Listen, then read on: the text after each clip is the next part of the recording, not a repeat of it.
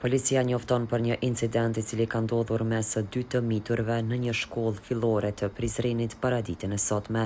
Si pasojë e kësaj mosmarrëveshje, një vajzë 14 vjeçare është thirrur me thik. Ajo është dërguar për trajtim mjekësor në Spitalin Rajonal të Prizrenit.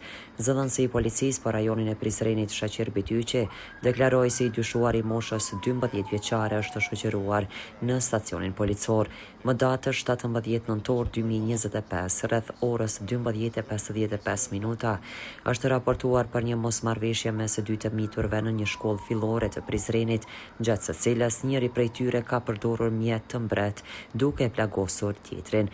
Viktima vajzë 14 vjeçare është dërguar në emergjencën spitalore në Spitalin Rajonal të Prizrenit për trajtim mjekësor. I dyshuari 12 vjeç është sjellur në stacionin policor nga familjarët dhe më të janë duke u marrur hetuesit e delikuencës së të miturve. Të dy janë nxënës të shkollës së njëjtë. Rasti është në trajtim, deklaroi Bityqi.